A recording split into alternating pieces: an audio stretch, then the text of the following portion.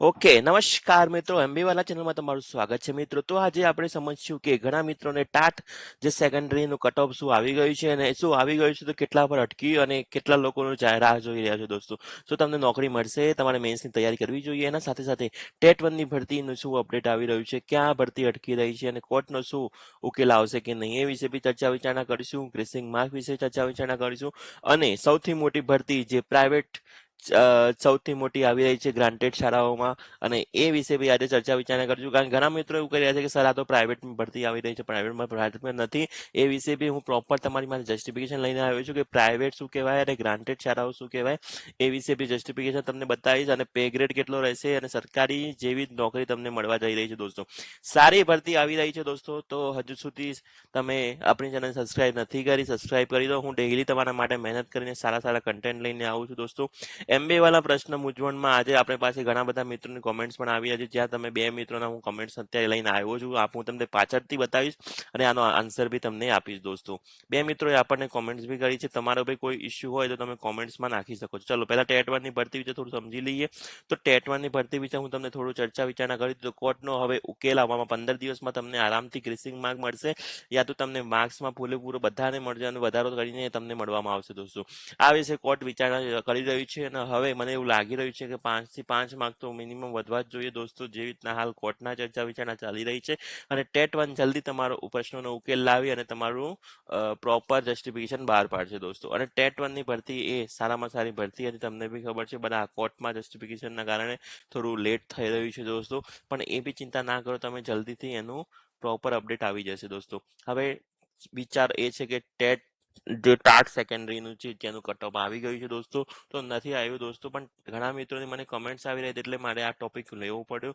ઘણા મિત્રો મને કહી રહ્યા છે કે સર મારે 50 માર્ક્સ થાય છે, સર મારે 60 માર્ક્સ થાય છે, મારે 70 માર્ક્સ થાય છે, તો શું મારે તૈયારી કરવી જોઈએ, મારે શું આગળ વધવું જોઈએ મેન્સ માટે. તો દોસ્તો હું તમને આજે એક જસ્ટિફિકેશન આપી દઉં કે જો તમારે દોસ્તો 60+ માર્ક થતા હોય, અહીંયા એક મિત્રે પ્રશ્ન પૂછ્યો છે કે કટ ઓફ વાઇઝ કેટલું રહેશે, 68 માર્ક થયા છે મારે, તો શું મેન્સની તૈયારી. તો મને એવું લાગી રહ્યું છે દોસ્તો 60 થી 65 માર્ક તમારે થતા હોય ને દોસ્તો, તમારે મેન્સની તૈયારી ચાલુ કરી દેવી જોઈએ દોસ્તો.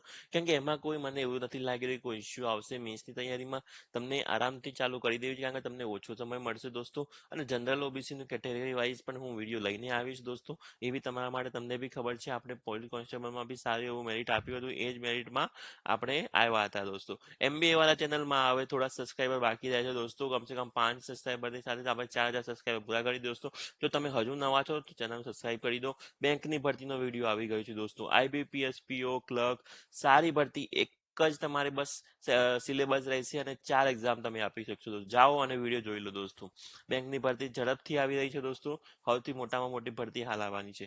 એમબીએ વાળા ખબરમાં શું છે, તો ઘણા મિત્રોની મને આ જ કોમેન્ટ આવી રહી હતી કે શું પ્રાઇવેટ શાળાઓ એ ગ્રાન્ટેડ શાળાઓ. તો ના દોસ્તો, હું તમને બતાવી દઉં તો સરકારી શાળાઓ અને પ્રાઇવેટ શાળાઓ અને ગ્રાન્ટેડ શાળાઓમાં શું શું તફાવત નથી હોતો દોસ્તો. તો 100% જો ગુજરાત સરકાર દ્વારા જ ચાલવામાં આવે છે. આજીવન સુરક્ષિત નોકરી હોય છે, સરકાર નિયમ મુજબ જ ચાલે છે, સેમ લાભ મળે છે દોસ્તો. એમાં કોઈ ઇસ્યુ નથી. બટ ગ્રાન્ટેડ શાળાઓમાં એટલું હોય છે કે એનું સંચાલન છે વિવિધ ટ્રસ્ટ દ્વારા કરવામાં આવે છે, જ્યારે પહેલાનું સંચાલન છે સરકાર દ્વારા કરવામાં. બસ આ એક મેઇન ડિફરન્સ છે, તમારે સમજવાનું રહેશે દોસ્તો.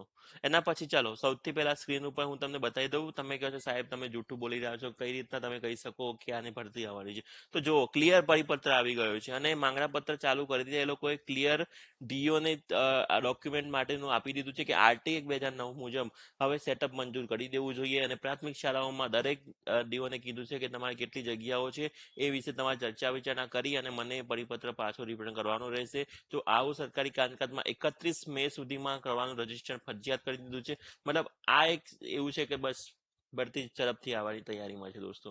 તો આ તમારું એક ક્લિયરિટી બતાવી રહ્યું છે કે તમારી ભરતી આવી છે. હવે તમે એમ શકો છો કે મને કેટલો પે સ્ટ્રક્ચર ને બધું, તો 7મો પગાર પંચ મુજબ તમે જોઈ શકો છો પ્રોપર તમને જે સરકારી શાળાઓમાં મળે છે બધું જ મળશે. ઘરગથ્થું, મોંઘવારી ભથ્થું, હાઉસ રેન્ટ, મેડિકલ અલાઉન્સ તે ઉમેરીને હેન્ડ સેલરી શાનદાર બનશે દોસ્તો. ચિંતા ના કરશો, તૈયારી ચાલુ કરી દો બસ. એમબીએ વાળા ચેનલ તમારા માટે સારી એવી ભરતીઓ લઈને આવી રહ્યું છે. હજુ સુધી સબસ્ક્રાઇબ નથી કરી, લાઇક શેર કરી દો. જે મિત્રોને જરૂર છે તમારા ગ્રાન્ટેડ શાળાઓમાં પણ તૈયારી ચાલુ કરી દો દોસ્તો. કોઈ ઇસ્યુ નથી. થેન્ક યુ, ધન્યવાદ. ફરી મળશું નવા વિડીયો સાથે.